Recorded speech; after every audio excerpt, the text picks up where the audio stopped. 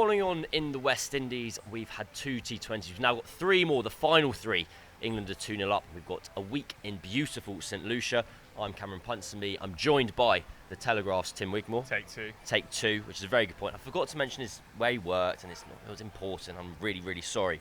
Right, we've got a lot we're going to talk about today. We're going to do a bit about the kind of win-toss-win element of this tour, why it has been the case that we've had 5 matches across the tour, not the series, the tour, and all 5 have been won by the chasing team who have won the toss. We're then going to go into a bit of Jos Buttler at number 3. We'll play to you a Saqib Mahmood conversation that I've just had with him. A lot of Liverpool chat in there for any Liverpool fans listening, or any just football fans, or cricket fans. We're here for you, all of you. Then Dan Mousley, he's unique. Reece Topley, he's in trouble. Sound good, Tim? Let's get cracking. What a dream. I'm sure we'll talk about the West Indies at some point as well. Maybe. Anyway, right. First things first. Why is it the case that 5 matches have been played and all 5 have been won on the toss? Effectively, it's in part because the matches have been played at a time designed to suit TV audiences. Is that a fair in part because a year ago in Barbados the games were starting at 6 p.m. local time. Yep. Which meant the dew was a factor, kind of less of a factor because it was kind of more equalised. But these games have started at 4, which obviously start at 8 p.m. back home in England, and it just means that you get a really big advantage if you're chasing. And also there seems to be Barbados only, there was a double advantage in chasing because you also got some moisture in the wicket early doors. So England bowled they bowled fantastically with the new ball in the second game, and actually captained very aggressively. So Saqib Mahmood, Jofra Archer bowled throughout the power play between them and got West Indies 3 wickets down. So there's more on the wicket if you get to bowl first, and then it's hard to literally grip the ball if you're then defending later. So you have to. I mean, Jos Buttler told us you have to play very well. He admitted you have to play very well to win the match if you lose the toss, which is not to say it's impossible, but yeah, it's England played very well these two games, but there is a bit of context there. And it's interesting because Marcus Trescothick made this point. As you said, it's the double advantage. Dew rises, it doesn't fall, it rises in many places around the world, but it's the nature of the wickets in the Caribbean that have this double whammy effect. So after the third ODI, which was played in Bridgetown, Barbados, Livingston said he'd never played in a match in his life that he'd seen conditions shift so dramatically from one innings to the next. Rotherham Powell, the West Indies captain, when I spoke to him for talkSPORT after the second T20, he just before we started recording, he just went, I've got to win a toss. Yeah. And he was like, he had a look at it. He said, we knew this was going to be a problem as soon as we saw the schedule come out. He said, these matches should be starting at 7 p.m. That's when we start in the CPL. It should be starting later. The fact that it's starting at 4 p.m. is just making this an issue. I'll be interested to know how much value is actually in, how much more the broadcast rights were worth because they started at 8 p.m. UK time rather than, say, 10 p.m. Because I think it is an issue. If you're corrupt fundamentally, I don't know if corrupting is too strong a word, but you're playing the games at a time when the conditions are going to have the maximum influence across the game, and that's not good. Not good, and also the logic is self-perpetuating a little bit, because if you're like, we have to play these games at a time when it's bad for locals to maximise our TV, then the locals aren't coming because it's bad for locals. So we have to play the game when it's bred for foreign audiences. All I would say is that at times in the CPL, it's been occasionally CPL has been worse. I think a few years ago, which I think they've basically stopped doing, they would play the odd game at like 10:30, 11, which is just in the morning, which is just absolutely terrible. So it's not as bad as that, but it's definitely far from ideal. I mean, I think the World Cup, the games were starting here sort of 7:30, so they're very, very late. It was a whole different dynamic. I'd love to know how big a difference it would be, because I just think maybe this is me being a bit blue sky, but I feel like it's so short-sighted to go, we need to make these matches, these products, as we now refer to them, as good for a TD audience as possible. But when you make something as good for a TV audience as possible, you then sacrifice the in-game experience. And when you sacrifice the in-game, in-person experience, you make the TV product worse, because you watch it on TV, you go, oh, no one's there, no one cares. But although actually we should say the crowds have been pretty good. The crowds have been good, so, in fact, people are still coming. They've been good. They would be better. Amazing.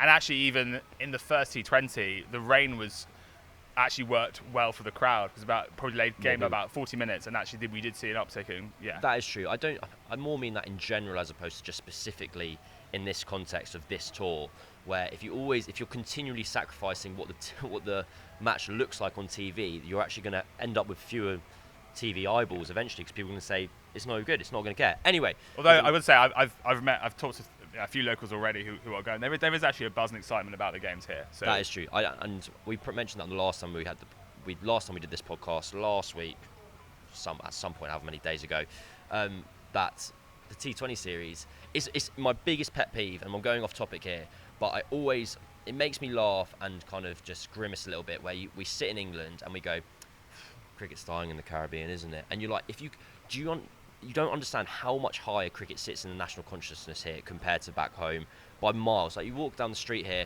there's an advert, billboard on the side of the road of like St Lucia Kings, like it's everywhere. My taxi driver, he was spewing because Johnson Charles, who's the best kind of local player, he was complaining that his return from injury is taking longer than planned, and that was like 5-10 minutes of our chat. Don't believe it. The cricket in the West Indies is loved. It's paid attention to. It's very good. It's very fun. Right, Jos Buttler. He's very good and very fun as well. It's hard to be like, wow, he batted at number 3 in this new position. He came in second ball. It was like exactly the same. But I think we didn't touch upon this in the last podcast because we'd only just spoken to him. I initially was quite anti this move. I thought it was too much too soon. I was like, why are you experimenting so much? Why do you not want to have the gloves, and why do you want to try a new position? Like, one thing at a time, Jos. Please, slow down. But actually, he's explained his thought process, and the idea is basically as much for others than it is for him in this kind of new Brendan McCullum, New Zealand white ball captain mode, when he wants to create this legacy and spend this time being rewarded and finding it rewarding. He's like, I want to give Will Jacks a go. And if we have Phil Salt and Will Jacks at the top, that gives them stability. It means they can both be dashers at the top. As we saw in the first game to great effect. And then in the second game, obviously Buttler was essentially still opening because he was in second ball of the innings. But so I like it because you get more from Jacks. I also think from Buttler, he's kind of the nearest this team has to an anchor. Obviously, we don't think of him as an anchor, but actually, if you look at the amount of balls he faces in T20 cricket, like on average in an innings, it would actually class him out as a kind of very modern anchor, the kind of David Warner type of. Does a modern anchor just mean you're really good? You face a lot of balls and score a lot of runs. Yeah, it sort of does. But you're adaptable as well, and I think he showed that. And of course, he's a very good player of spin. So batting at 3, you will face, you'd think, a little bit more spin than his opening. No, I think it's a nice move. I think it's.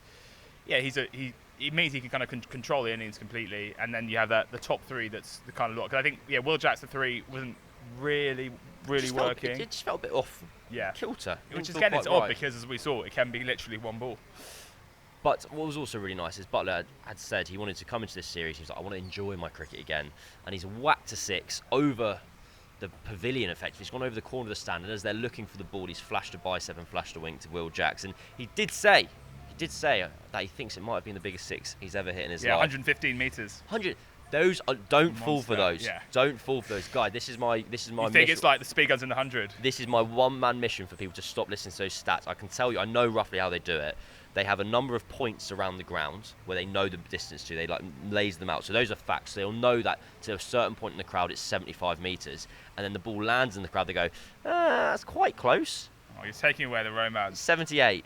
There you go. It's just the only reason I feel like it's important for people to know is because when Kevin Peterson says if it goes more than 100 metres, it should be a 12. You go, you can't do that because then you're literally giving the fate of the match into the hands of some lads in a box just off the pitch. Yeah, and talking of made-up numbers that we pay too much attention to, we talked with Dan Mousley, and he was like, I was caught at 83 miles an hour in the 100, and I actually said those were juicy. He's like, they're silly, those speed guns. I know. I was interested he said that. I thought that was a nice moment of just kind of youthful exuberance because I'm sure the ECB don't particularly want their players. He knows it's a lie. We all know it's a lie. We're going to touch on Dan Mousley a bit later. We're now going to hear from Saqib Mahmood. I've just had a 10-minute conversation with him. We're going to have 5 minutes of Liverpool, 5 minutes of Saqib Mahmood, more talking about his cricket, his decision to go to a white ball only contract, and also the work he's been doing with Chris Jordan. That's going to play for you right now. Saqib Mahmood, thank you very much for joining us on talkSPORT. We're going to do something a little bit different with you today. We spoke to you just the other day before the second T20. We know you're a big Liverpool fan, so we're going to do a bit of a Liverpool quiz. A few quiz questions about your own kind of supporting of Liverpool. And I want to start there. So, Manchester lad, or born around the Manchester way. Birmingham. So, hey, Google has lied to me there in many different ways. I saw you went to school in Rochdale. Yeah, but I was born in Birmingham. Yeah. To be fair, Wikipedia did say that. I was trying to piece it all together. Okay, Birmingham lad. Yeah. How does the Liverpool supporting come about? So my dad was a Liverpool fan. and he obviously took me to my first Liverpool game and took me to Liverpool games when I was a kid, and I think that's where the love of Liverpool came. So whenever anyone comes at me and says, "Oh, you're born in Birmingham or you live in Manchester, why Liverpool?" So, you know, that's the answer I give them pretty much every time. And what was that first match he took It was you to? actually, it was a Legends game. So I remember I didn't know any of the players. I was like, "When's Gerrard coming on?" Obviously he wasn't even playing in it. But I think just the whole event, because then you wanted to go back again and be around it. So yeah, it was a Legends game. And then in terms of the last few years, seen kind of on the socials you've been at Anfield quite a lot. Do you have a favourite match you've been to in recent times? I think my favourite ever game, and it'll take some topping, was the Barcelona 4-0. Yeah, I went with two of my brothers, and unbelievable night. One of my brothers wasn't going to go that night, and because we were obviously 3-0 down, he's like, whatever, and it sort of dragged him along, and yeah, if he hadn't gone, he'd have been wounded. What a treat. Right, we're going to fire some quiz questions at you. I think I've tried to gauge them. Now, they're not too difficult, not too easy. We're going to start with, play along at home as everyone. Matt, the ECB manager's over my right shoulder, might play along as well. Top 5 Premier League Liverpool goal scorers, so only starting from 1990. We know obviously football didn't exist before then. So if you can reel them off from top to bottom, where are you going? Salah, Yep. Fowler, Yep, 1 and 2. Gerrard, Yep. Legend. Then moved off somewhere else. There's a bit of a rival. Scored an unbelievable goal against Argentina in the World Cup, 1998. There's, Michael Owen. yes, Michael Owen. Got 4 from 4 here, in order as well. And the last one,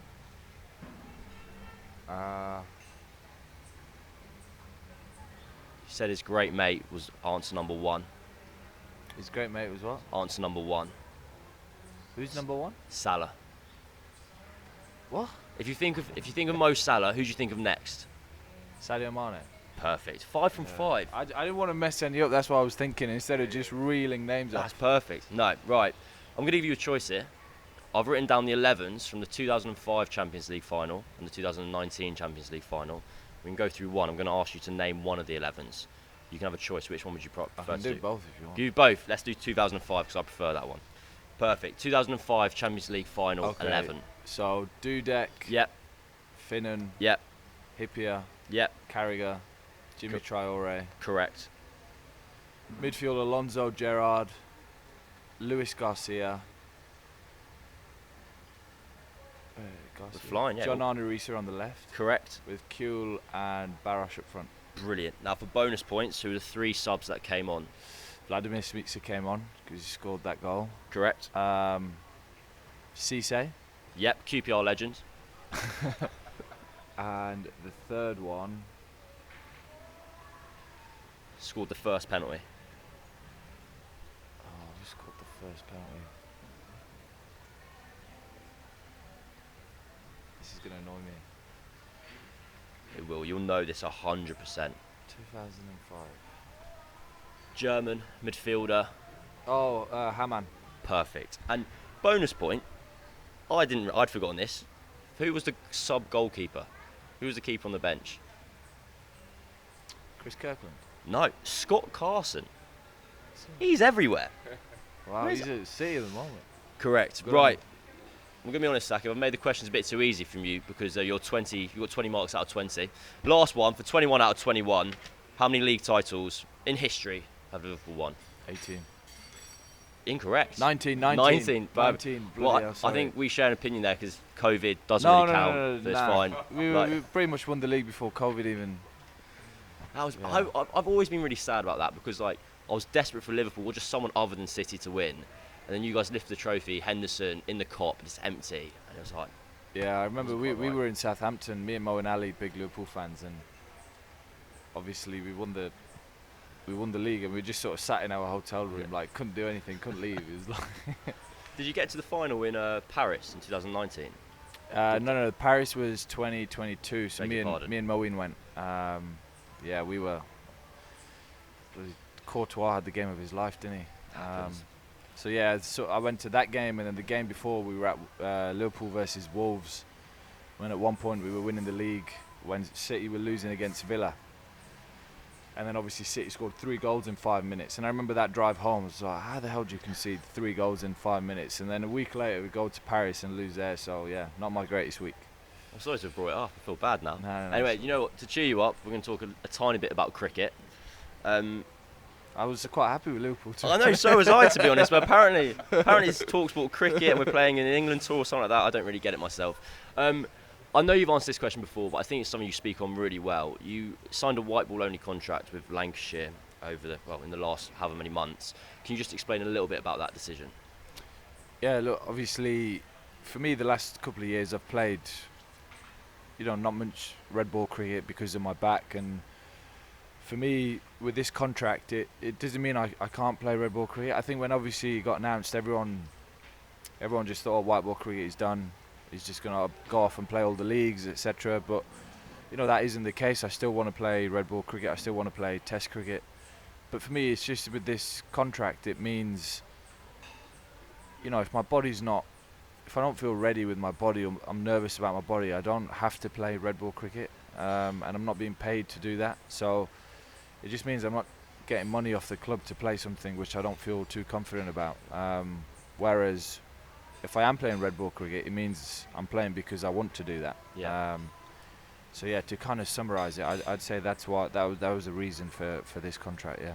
So I think it's really interesting actually, where I think in the modern day, if a player signs a white ball only contract, the kind of instant response from the public and probably from the media as well is like, oh, they just want to go and play white ball franchise cricket, chasing cash. But actually, it's the exact opposite. What you've done, you've gone Lancashire, my boyhood club. I feel very loyal to them, and I don't want to take money off them for something I'm not doing. Was there any frustration from your part where there was potentially an initial reaction where it was like, oh, Saqib Mahmood doesn't want to play red ball cricket, doesn't care about Lancashire anymore, whereas actually the opposite was the case?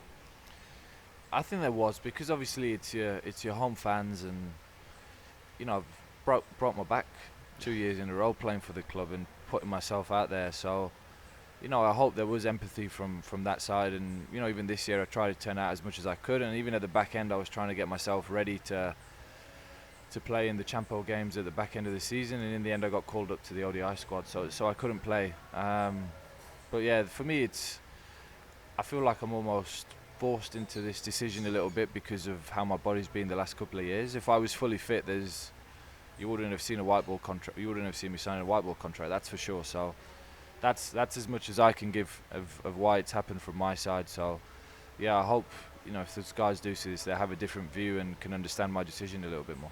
And just having heard you speak kind of on and off camera about your attention to detail and preparation, something I found really interesting is the work you've done with Chris Jordan. Can you just explain a little bit about like how you met up with him ahead of the series, and what were you guys working on? Why did you want to work with him so much? Yeah, so I decided to fly out 10 days early before everyone else got here, so I flew to Barbados, and I called CJ before I flew out and asked what his plans were and if he was coming out at all, and about the things I wanted to work on. So he was like, okay, I'll come out, and so he can sort of prep as well for the cricket he's got coming up. And we just spoke about certain things I wanted to work on, and as a player you want somebody you can rely on to go through with these things, and CJ's experiences in the game is as good as anyone's. He's somebody I respect really well. He took me under his wing when I sort of first came into the England team, which I will always remember. When you come into this sort of environment, I had someone like CJ who just sort of took me around with him, and we trained together, ate together, all of that stuff. So but yeah, there's a massive amount of respect for what he's achieved in the game, and yeah, that sort of player, he's obviously still a player, just want to make that clear, but that player-coach relationship we sort of had, I actually really enjoyed it. There's not many times you get now as a cricketer when you can really have time to work on certain things and have a play around and stuff. You're always prepping for the next series, whereas that sort of passage that we had in that 10 days when we could really try a few things, it was actually really fun. And it just reminds you of being a kid again when you're trying different things. And but yeah, if he does go into coaching one day, which I think might be on his radar, I think he'll make an amazing coach. And he's someone I stay in touch with. Even after the first T20, he gave me a call and checked in, and it's little things like that when you have a relationship with somebody in that sense. And we spoke about how to then go about it the next day, what to change, little things like that. So to have somebody like that at the end of a phone who's also watching and keeping tabs on your game is really nice. Just finally, in terms of your own plans, obviously everyone knows that there's a number of players missing from this white ball squad that's out here in the West Indies at the moment. Do you know roughly kind of where you sit in the England setup at the moment? Is your mindset get on the plane to India, get on the plane to the Champions Trophy next year? Is that, I'm guessing, your plan? Yeah, that's where I want to be. Where I am right now, I don't know. All I can control is the performances that obviously I can put out there. So, you know, it's just you want opportunities to be able to do that. You know, I haven't had much opportunity in 50 over cricket out of the 8 ODIs we've played. I only had the one game which I had, but you know, to sort of play these 2 T20s and you know, take my opportunity in that sense, you know, just that's all I can do. So yeah, I want to be on the plane to the Champions Trophy and playing in that 11, but I don't control that. I control what I do here. So my mindset's pretty much on the next game now. Saqib, thank you very much. Thank you. Saqib Mahmood. I know you're not meant to say this as a journalist. Really nice guy. I have a lot of time for him. I think he speaks exceptionally well and just incredibly pragmatic and kind of detailed in his preparation. I'm fascinated and find it really interesting, just the reasoning for his decision to go white ball contract. And we're kind of hearing this for the second time now, but I kind of put to him that when he signs the white ball contract, the assumption from the kind of global game is you're chasing cash. This is a franchise move. You just want to go to the T10, you just want to go to the CPL and just get your money and then head off wherever else. And he's like, no, that's not the case. Like, Lancashire, my boyhood club, they're the people I care for the most. And if I don't feel that I can give my all to them, I don't want to be taking money off them. And I think that's a framing of that situation that I hadn't heard before. I think for him it gives him control, because it's that he's saying he still hopes to play some championship cricket this year, but it's like if he's got a bit of a niggle and they're like, oh mate, can you play? Before, if you're contracted, you kind of have to play, otherwise you're kind of letting everyone down. But if you are on a pay as you play extra, it's a bonus if you can play. So you have that control, and obviously he's had some injury problems with Will, basically a couple of years he lost to injury, and he's now come back playing his cricket well, and I guess it also speaks to one of the weird things if you're a fast bowler in championship, you know, in Saqib's position, because there's no domestic 50 over cricket, you don't actually have a bridge. So it's like you go from bowling 4 overs or 20 balls in the 100, and suddenly you might be bowling 25 overs in a day. So you don't have. Well, again, if you have a 50 over game, you have a bit of a bridge. Which is why when he came out to Barbados 10 days ahead of this white ball series, he tried to play a 50 over game for Wildy, Jofra Archer's club team, and the ECB said yes, but the match was going to be scheduled over 2 weekends, so he wasn't going to be able to do it. And he was doing, again, the preparation. He just wanted to get loads into his body. He's desperately passionate to be back here playing. He knows how much he missed it. He had 2 years out. In his own words, he literally broke his back twice.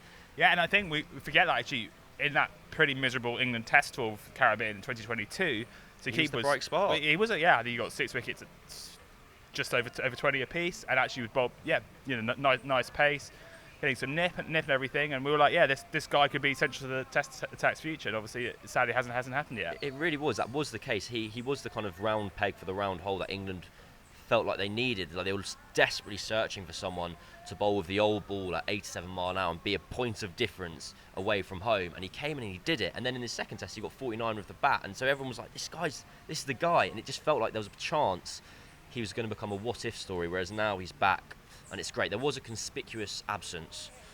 Conspicuous or inconspicuous? I never know the difference between those two words. There was an obvious absence in my conversation with Saqib Mahmood, and that is he's been named by his English teammates out here the King of Barbados. And when we spoke by you in one of your articles as well. Well, no, it wasn't by me. It was I didn't name him. I referenced pumped up it. His tars. Well, I spoke to Saqib. He said, he laughed and he went, I can't tell you what my nickname is. Like, it'll be a headline. Like, they're joking with me at the moment. They're taking the mickey. Then spoke to Jos Buttler. I went, Saqib wouldn't tell me what's the nickname, and he was more than happy to reveal it. He was like, he's the King of Barbados. That's what Sam Curran's been calling him. And then when we were doing the written press interview of him just inside the hotel that you can see behind us, if you are watching on YouTube, Liam Livingston walked past and just kind of yelled out the King. And so Saqib is not massively enjoying this. He understands it's jokey, and I think the ECB were like, just leave that one out of the interview. But hey, I think it's good colour, it's good fun, it's a good guy. Right, another person who came across, but just this bit of a fanboy episode today, Dan Mousley on his first tour, international tour. He is great mates with Jacob Bethel. And there was a lovely moment after the second T20 where Mousley was in the stands celebrating with his family and Bethel's family who are watching together. He's a very, very unique cricketer and just seems to be a lovely guy, massive talkSPORT fan. And Massive he's also Aston Villa fan. Massive Aston Villa Even fan. bigger Aston Villa fan. Big Simon Jordan fan, we learnt, of the talkSPORT Breakfast Show. And then, more to the point, from a cricketing perspective, bowls in a way that literally no one else in the world does. Yeah, so he's bowling kind of flat off spin at in the region of 75 miles an hour on a non-juice speed gun. Which He bowls 80 in the 100, he bowls 75 elsewhere, 72 in the Caribbean. His first wicket, Rodman Powell yorked him from round the wicket, I think 72.7 mph. It's brilliant. Pretty tasty. So he gives, and one of the interesting things is, even though he's sort of a spinner, I guess, more than a seamer, because of how he bowls, he bowls in overs that are normally seamers overs. Like, so in the blasted 100, he often bowls with a new ball, and obviously bowls at the death a lot. So in a way, if you think about how to balance this England side, generally you obviously teams always crave a seam bowling round in the top 7. But if England don't have that, this old kind of Ben Stokes role. If England don't have that, they could, with Mousley, they could say, actually, this guy can play at 7, and actually we can use him to bowl some of the overs that you'd normally get for a seam. Again, with West Indies, Akil Hussain, because he opens the bowling, he's sort of doing a seamer's role. So he gives you a different way to assemble your team.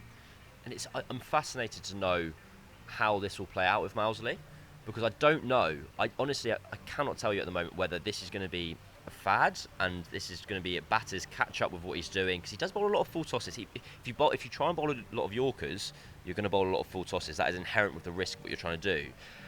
And whether actually this kind of erratic spray gun, scatter gun, I'm going to bowl 70 mile an hour offs all over the shop. And he basically says he's learnt his craft by bowling at Edgbaston, where there's often one short side and one long side. He's like, I look at where the wind's going, I look at what the dimensions of the ground are, and now I'm paraphrasing. He's basically rather than trying to bowl 6 wicket-taking deliveries, he's trying to bowl deliveries that are hardest to hit for 6. And in terms of, you talked about dimensions and wind, I mean, those are 2 of the most important things for any bowler in the West Indies to think about. So that's been very good training for him here.